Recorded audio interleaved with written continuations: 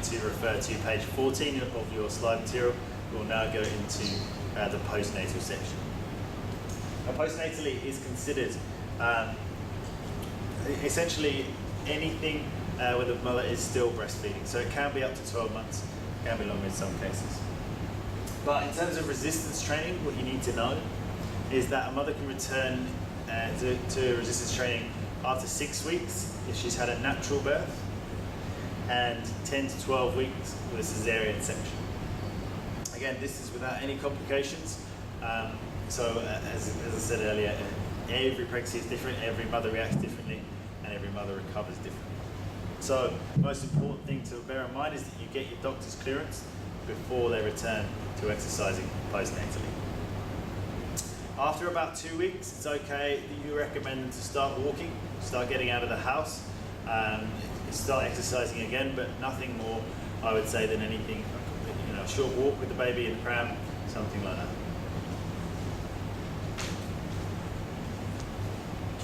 Now, what is happening to the mother's body postnatally? The uterus begins to shrink right away after birth, but it can take roughly 4 weeks to go back to its pre-baby size.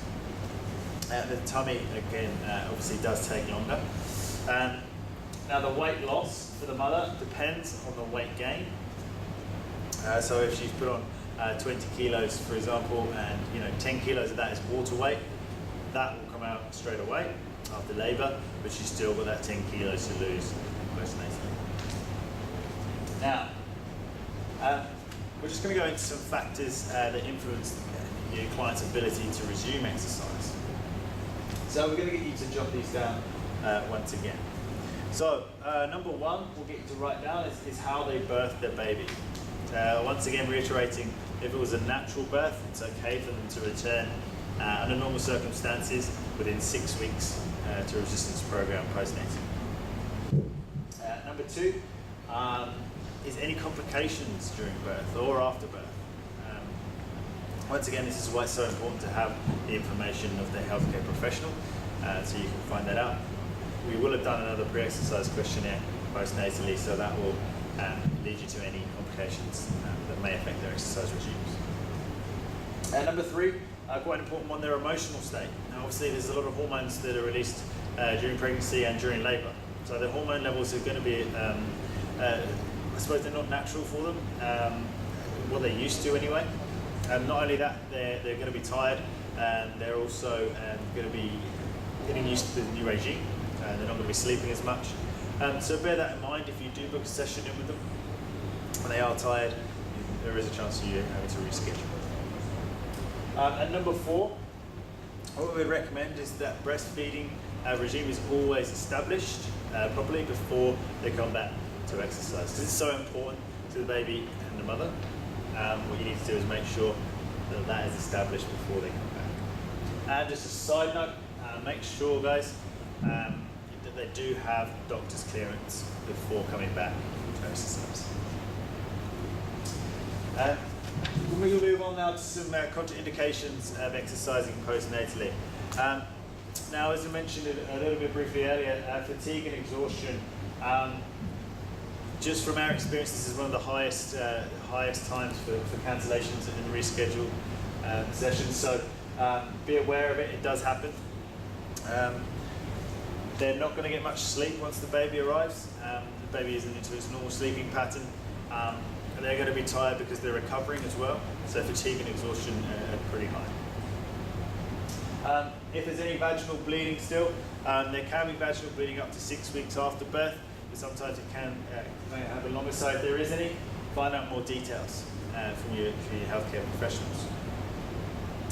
If there's any unhealed stitching around the perineum area, the stitches need time to heal.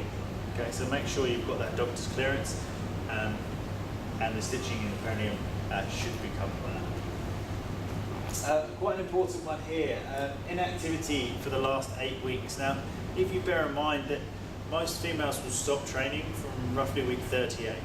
So you've got week 38 to 40, they give birth, and then there's roughly 6 weeks postnatally where they can't come back to resistance training. So if they've been inactive for 8 weeks, chances are they're out of the routine. They're unconditioned, they're tired, they're exhausted. So they haven't been moving for 8 weeks. Now is not the time to put them back into a strenuous, high-intensity resistance program. And finally here, they may be suffering from anemia. There's obviously a lot of blood loss associated with labour. If this is the case, they can fatigue quite quickly.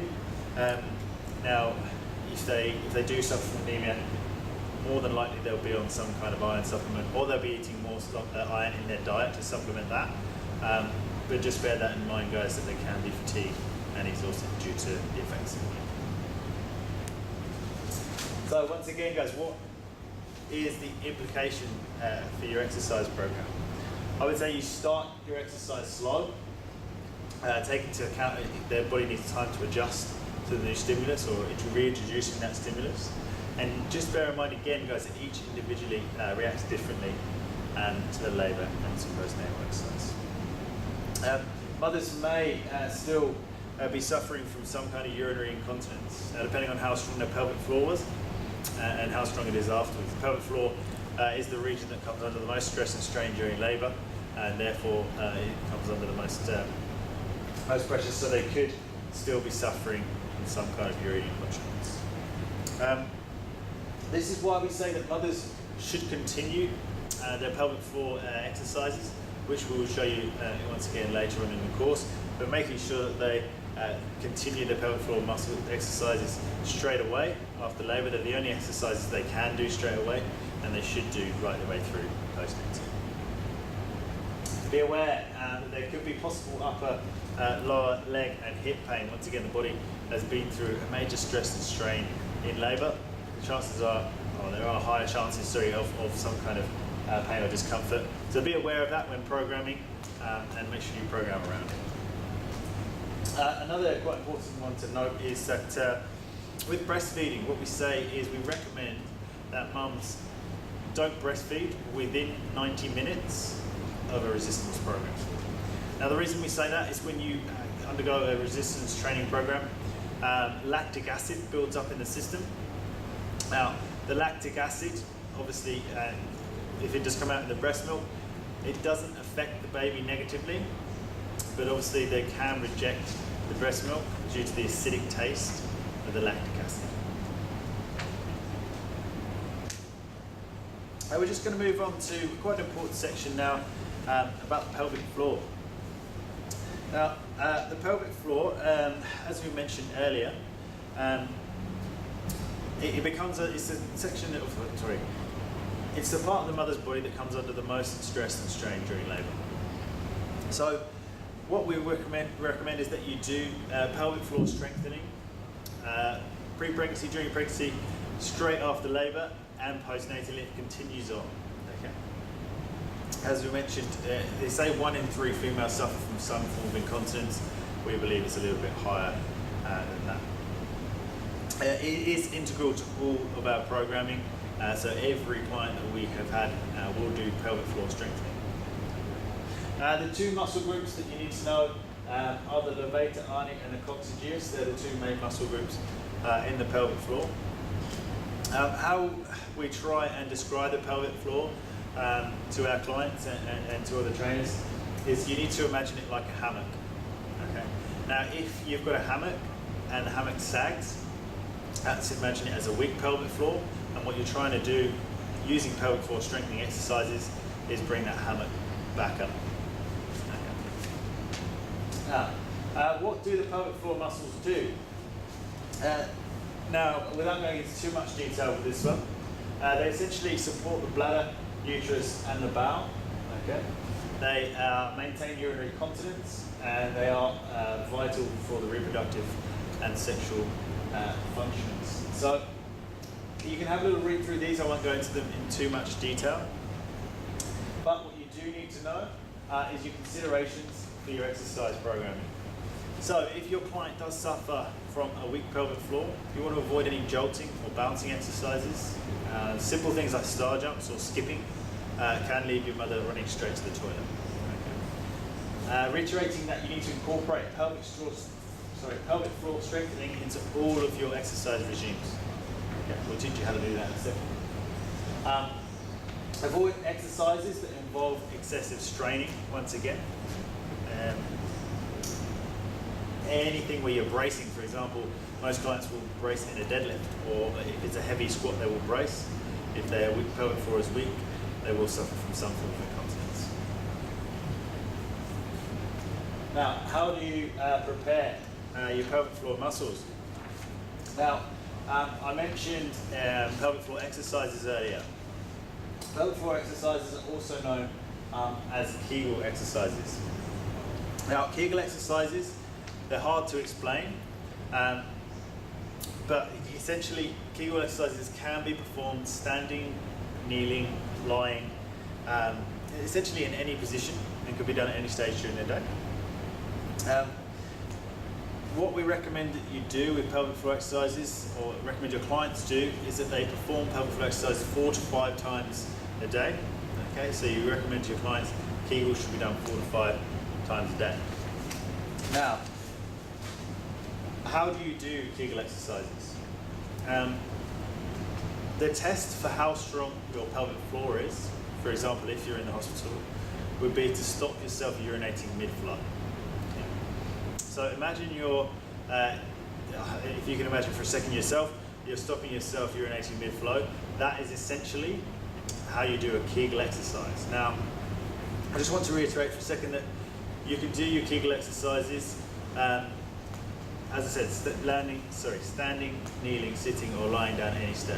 So you're not going to be stopping yourself urinating mid-flow every time, but it's that feeling of squeezing the pelvic floor muscles together that actually strengthens the pelvic floor.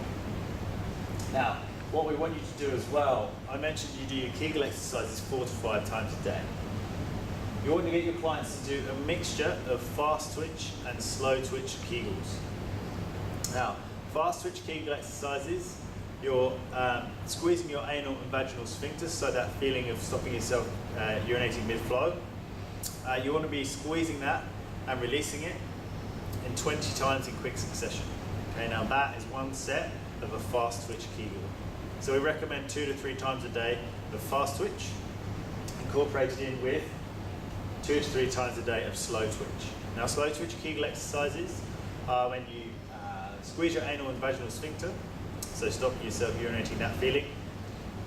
You want to hold that squeeze at the top for 10 seconds and then release. And we'd say that doing that 10 times is one set. Now, it's quite hard to teach your clients to do these exercises, but what you must bear in mind that it is all internal. So you're contracting the pelvic floor muscles internally, so any external change, if they tense up the abdominal region, they're not doing it correctly. Okay? You can use analogies that they do in the hospital, for example, bring the elevator up. First floor, second floor, third floor. But just make sure you reiterate to them that it is all internal, so any external changes, and they're not performing them correctly.